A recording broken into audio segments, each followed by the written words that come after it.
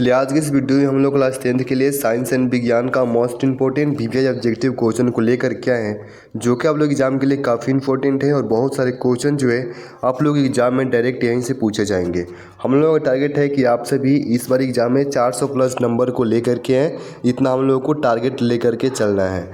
आप लोगों से रिक्वेस्ट रहेगा कि चैनल को सब्सक्राइब कर ले ताकि जो भी वीडियो आए वो आप सभी को मिल सके। आज का पहला क्वेश्चन आता है, पुतली के साइज को नियंत्रित करता है। ये क्वेश्चन 2018 में आ चुका है आपके एग्जाम में, यानी कि पुतली का जो साइज होता है उसको नियंत्रित कौन करता है। देखिए आंसर पता होगा तो अपने आंसर को डायरेक्ट कमेंट बॉक्स में देंगे, इससे आप लोगों को आंसर भी और जल्दी जो है याद हो जाएगा। इसका सही आंसर हो जाएगा परितारिका। ठीक है, यानी कि पुतली के साइज को नियंत्रित करता है तो परितारिका करता है, तो सही आंसर हो जाएगा ऑप्शन बी। ये सभी आपको ध्यान देते हुए चलना है। अगला क्वेश्चन आता है, पादपों में पाया जाने वाला वृद्धि हार्मोन निम्न में से कौन सा है। यानी कि पादपों में जो पाया जाने वाला वृद्धि हार्मोन होता है वो कौन सा, ये क्वेश्चन भी 2019 में पूछा जा चुका है। कौन सा जो है पादप हार्मोन है, तो वो है आपका जिबरेलिन। ठीक है, जिबरेलिन जो है ये पादप में जो पाया जाने वाला वृद्धि हार्मोन है, ये वृद्धि हार्मोन है। इसका सही आंसर है ऑप्शन डी, आप लोग ध्यान देंगे। चलिए अगला क्वेश्चन आता है, कोई विलयन लाल लिटमस को नीला कर देता है। यानी कोई विलयन जो है लाल लिटमस को नीला कर देता है, इसका पीएच संभवतः क्या होगा। अगर कोई विलयन लाल लिटमस को नीला कर देता है तो उसका पीएच जो है वो क्या होगा संभवतः। यह क्वेश्चन रिपीट कर चुका है बार बार एग्जाम में, तो सही आंसर हो जाएगा ऑप्शन डी। देखिए ऑप्शन डी है 10। ठीक है, 10 होगा, यानी कि कोई विलयन लाल लिटमस को नीला कर देता है तो उसका पीएच जो है संभवतः क्या हो सकता है, तो 10 तक हो सकता है। सही आंसर हो जाएगा ऑप्शन डी। अगला क्वेश्चन आता है, विद्युत आवेश का ऐसे मात्रक है। विद्युत आवेश का ऐसे मात्रक है, क्वेश्चन काफ़ी इंपॉर्टेंट है। विद्युत आवेश का ऐसे मात्रक क्या होता है, तो उसका ऐसे मात्रक होता है कूलाम। ठीक है, विद्युत आवेश का ऐसे मात्रक क्या होता है, तो कूलाम होता है। ये आप लोग ध्यान देंगे, काफ़ी इंपॉर्टेंट क्वेश्चन है।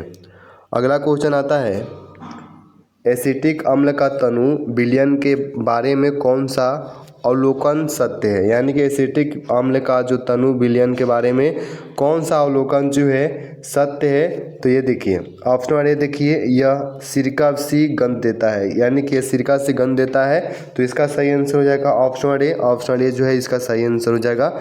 ये जो है सिरका जैसा जो है गंध को देता है।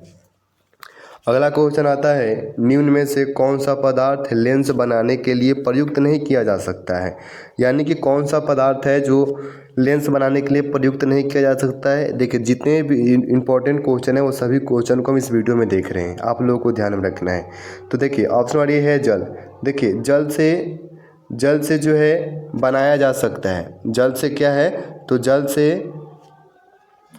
से जो है लेंस बनाया जा सकता है। कांच से भी बनाया जा सकता है, प्लास्टिक से भी बनाया जा सकता है, लेकिन मिट्टी से नहीं बनाया जा सकता है। तो सही आंसर करेंगे ऑप्शन डी, यानी कि मिट्टी का जो प्रयुक्त है नहीं किया जा सकता है लेंस बनाने में। ऑप्शन डी सही आंसर हो जाएगा। अगला क्वेश्चन आता है 7 नंबर, किसी भी उदासीन विलयन का पीएच होता है। यानी कि किसी भी उदासीन जो विलयन है उसका पीएच जो है वो कितना होता है, तो उसका पीएच होता है 7। देखिए 7 जो है अगर किसी भी विलयन का पीएच मान होता है तो वह उदासीन होता है। सही आंसर हो जाएगा ऑप्शन बी। ये काफ़ी इंपॉर्टेंट क्वेश्चन है, आपके एग्जाम में आया हुआ क्वेश्चन है। अगला क्वेश्चन आता है, अभिक्रिया जिसमें आयनों का आदान प्रदान होता है कहलाती है। यानी कि उस अभिक्रिया को क्या कहेंगे जिसमें आयनों का आदान प्रदान होता है। ये काफ़ी इंपॉर्टेंट क्वेश्चन है। आदान प्रदान होता है उसको क्या कहा जाता है, तो उसको कहा जाता है द्विविस्थापन।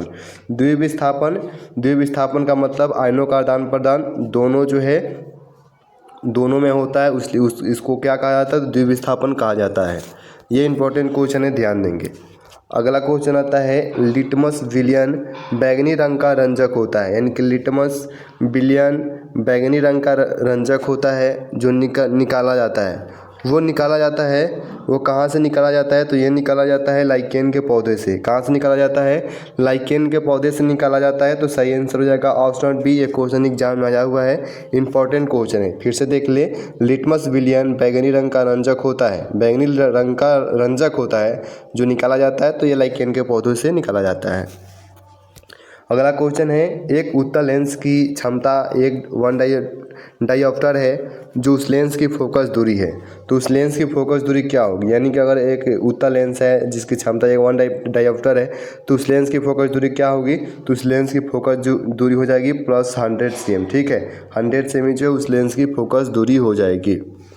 चलिए अगला क्वेश्चन आता है 11 नंबर, श्वसन किस प्रकार की रासायनिक अभिक्रिया है। देखिए श्वसन जो है किस प्रकार की रासायनिक अभिक्रिया है, तो ये किस प्रकार की है, तो ऊष्माक्षेपी अभिक्रिया है। ठीक है, यानी कि श्वसन जो है किस प्रकार की रासायनिक अभिक्रिया है, तो ऊष्माक्षेपी। ये ध्यान देंगे, इंपॉर्टेंट क्वेश्चन है। अगला क्वेश्चन आता है 12 नंबर, अति भारण के समय विद्युत परिपथ में विद्युत धारा का मान होता है। यानी कि अति भारण के समय विद्युत परिपथ में विद्युत धारा का जो मान है वो कितना होता है ये बताना है। तो उसमें जो है अति भारण के समय विद्युत परिपथ में विद्युत धारा का मान जो है बहुत अधिक बढ़ जाता है, बहुत अधिक बढ़ जाता है। तो ऑप्शन सी आप लोगों का सही आंसर हो जाएगा। यानी कि अति भारण के समय विद्युत परिपथ में विद्युत धारा का जो मान है वह बहुत अधिक बढ़ जाता है। यह क्वेश्चन एग्जाम में आया हुआ है, ये आप लोग ध्यान में रखेंगे। अगला क्वेश्चन है, किस दृष्टि दोष को अवतल और उत्तल दोनों लेंसों से बने द्विफोकसी लेंस द्वारा संशोधित किया जा सकता है। यानी कि किस दृष्टि दोष में अवतल और उत्तल दोनों लेंसों से बने द्विफोकसी लेंस द्वारा संशोधित किया जा सकता है, तो वो किया जा सकता है जरा दूर दृष्टता में। किसमें, तो जरा दूर दृष्टता में जो है वो किया जा सकता है। तो सही आंसर ऑप्शन सी काफ़ी इंपॉर्टेंट क्वेश्चन है। अगला क्वेश्चन आता है, प्रकाश के अपवर्तन के कितने नियम हैं। ये क्वेश्चन बार बार रिपीट करता है आप लोगों के एग्जाम में। प्रकाश के अपवर्तन के कितने नियम हैं, तो इसके नियम सिर्फ 2 हैं। प्रकाश से अपवर्तन कितने नियम, तो 2 नियम। ऑप्शन बी सही आंसर हो जाएगा। एक इंपॉर्टेंट क्वेश्चन था, आप लोग ध्यान देंगे। अगला क्वेश्चन आता है, नम आयु की उपस्थिति में लोहे की बनी वस्तुओं पर कुछ समय पश्चात जंग लग जाता है जिससे काफ़ी क्षति होती है। यानी कि जंग लग जाता है, उससे काफ़ी क्षति होती है। और इस अभिक्रिया को क्या कहते हैं, तो उस अभिक्रिया को कहते हैं संक्षारण। ठीक है, संक्षारण कहते हैं। यानी कि कोई नम वायु में अगर कोई उपस्थित लोहे की बनी हुई कोई भी चीज़ उपस्थित होती है तो कुछ समय पश्चात उसमें जंग लग जाती है, तो इस अभिक्रिया को संक्षारण कहते हैं। ऑप्शन बी जो है सही आंसर है, आप लोग ध्यान देंगे। अगला क्वेश्चन आता है, नेत्र में प्रवेश करने वाली प्रकाश किरणों का अधिकांश परावर्तन होता है। यानी कि अपवर्तन जो होता है, यानी कि जो नेत्र में प्रवेश करने वाली जो किरण होती है उनका अधिकांश अपवर्तन हो जाता है। तो वो कहाँ पे होता है, वो कहाँ पे अधिकांश परिवर्तन हो जाता है, तो हो जाता है कर्निया के बाहरी पृष्ठ पर। ठीक है, कर्निया के बाहरी पृष्ठ पर अधिकांश प्रकाश का अपवर्तन हो जाता है। तो इसका सही आंसर हो जाएगा ऑप्शन सी। ध्यान देंगे, ये क्वेश्चन काफ़ी इंपॉर्टेंट है, ये आप लोगों को ध्यान में रखना है। अगला क्वेश्चन आता है 17 नंबर, बेकिंग सोडा का अणुसूत्र है। अपने क्वेश्चन को कमेंट बॉक्स में भी देते हुए चलेंगे, आंसर पता होता है तो। बेकिंग सोडा का अणुसूत्र क्या होता है, ये भी काफ़ी इंपॉर्टेंट क्वेश्चन है। क्या सूत्र होता है, तो NaHCO3। NaHCO3 जो है वो बेकिंग सोडा का अणुसूत्र होता है। ये काफ़ी इंपॉर्टेंट क्वेश्चन है, इसको आप लोग ध्यान में रखेंगे। अगला क्वेश्चन आता है, प्रकाश के परावर्तन के कितने नियम हैं। प्रकाश के परावर्तन के कितने नियम हैं, तो देखिए अपवर्तन के भी 2 नियम हैं, परावर्तन के भी 2 नियम हैं। इसमें कंफ्यूज नहीं होना है, दोनों के 2 ही नियम हैं। ये क्वेश्चन देखिए कितना बार एग्जाम में रिपीट किया हुआ है, बहुत बार ये क्वेश्चन एग्जाम में रिपीट किया हुआ है। प्रकाश के परावर्तन के कितने नियम, तो 2 नियम। और अपवर्तन पूछे तो उसके भी 2 नियम होते हैं। अगला 19 नंबर क्वेश्चन है, वैसे पौधे जो पोषण के लिए सड़ी गली चीज़ों पर आश्रित रहते हैं वो क्या कहलाते हैं। इनके वैसे पौधे जो हैं सड़ी गली चीज़ों पर आश्रित रहते हैं उसको क्या कहा जाता है, तो उनको कहा जाता है मृतजीवी। उनको मृतजीवी कहा जाता है। ये काफ़ी इंपॉर्टेंट क्वेश्चन है, आप लोग ध्यान देंगे। ऑप्शन बी सही आंसर हो जाएगा। अगला क्वेश्चन आता है, एक उत्तल लेंस होता है। देखिए एक उत्तल लेंस जो होता है वो किस प्रकार का होता है, ये क्वेश्चन एग्जाम में आया हुआ है। किस प्रकार का होता है, तो देखिए वो किनारों की अपेक्षा बीच में मोटा होता है। किनारों की अपेक्षा वो बीच में मोटा रहेगा, तो सही आंसर हो जाएगा ऑप्शन सी। उत्तल लेंस कैसा होता है, तो किनारों की अपेक्षा बीच में मोटा रहेगा। अगला 21 नंबर क्वेश्चन है, चिप्स की थैली में चिप्स को उपचयन से बनाने के लिए कौन सी गैस भरी जाती है। उपचयन से बचाने के लिए होगा कि कौन सी उसमें गैस को भरी जाती है, तो उसमें भरी जाती है नाइट्रोजन। क्या भरा जाता है, नाइट्रोजन। नहीं, कोई भी चीज़ आप दुकान से खाएंगे, चिप्स हो गया कुछ भी हो गया, उसमें जो पैकेट होता है उसमें नाइट्रोजन गैस को भरा जाता है ताकि उसमें रखा हुआ कोई भी चीज़ जो है उनका वो ख़राब ना हो, इसलिए रखा जाता है, डाला जाता है उसमें। अगला क्वेश्चन आ जाता है, किसी माध्यम के अपवर्तनांक का मान होता है, यानी कि किसी भी माध्यम का अपवर्तनांक का मान क्या होगा। यह क्वेश्चन काफ़ी इंपॉर्टेंट है, इसको आप लोग ध्यान देंगे। अपवर्तनांक का मान क्या होगा, तो देखिए sine i by sine r होता है। इसका सही आंसर हो जाएगा option number A, sine i by sine r. इसको आप लोग ध्यान में रखेंगे, काफ़ी इंपॉर्टेंट क्वेश्चन है। अगला क्वेश्चन है, चांदी के संक्षारण के फलस्वरूप उपचायन उस पर किस रंग की परत बनती है, यानी कि चांदी के संक्षारण के फलस्वरूप जो है उस पर किस रंग की परत बनती है, तो उस पर बनती है काली। ठीक है, काली रंग की परत बन जाती है। सही आंसर ऑप्शन नंबर सी है। अगला क्वेश्चन है, लोहे पर जंग लगने की क्रिया को क्या कहा जाता है, यानी कि लोहे पर जंग लगने की प्रक्रिया को क्या कहा जाता है। क्वेश्चन को हम लोग पहले भी देख चुके हैं। संक्षारण कहा जाता है। क्या कहा जाता है, तो संक्षारण कहा जाता है। सही आंसर हो जाएगा ऑप्शन नंबर ए, लोहे पर जंग लगने की प्रक्रिया को संक्षारण कहते हैं, ध्यान देंगे।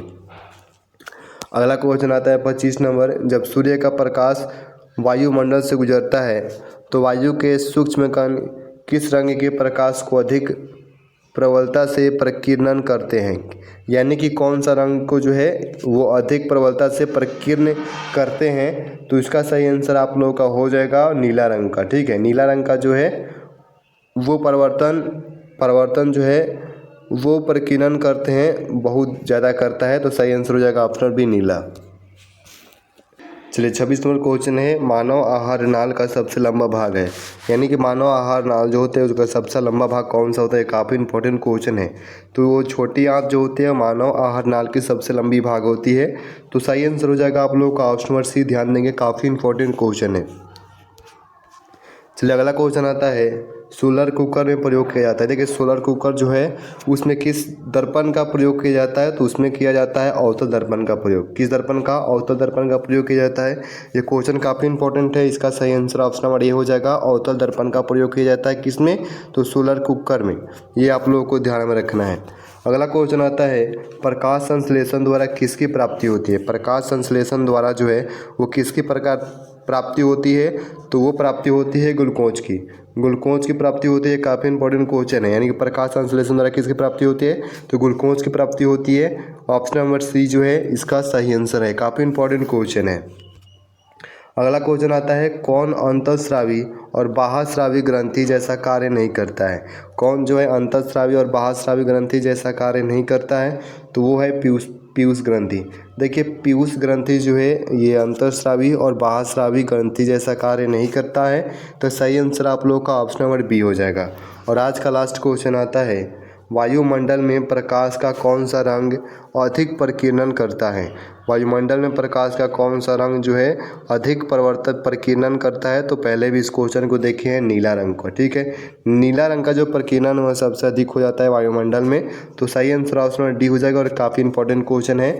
और आज का यह लास्ट क्वेश्चन था। 30 में से आप लोगों ने कितने क्वेश्चन का आंसर सही किए हैं ये कमेंट करके बताना है। और आप लोगों से रिक्वेस्ट रहेगा कि चैनल को सब्सक्राइब कर लें, ताकि कोई भी वीडियो आए उसका आप लोग देख सकेंगे। और अपने दोस्तों के साथ ही वीडियो को शेयर करें, ताकि वो भी इस वीडियो को देख करके लाभ ले सकें। मिलते हैं अगले वीडियो में, धन्यवाद।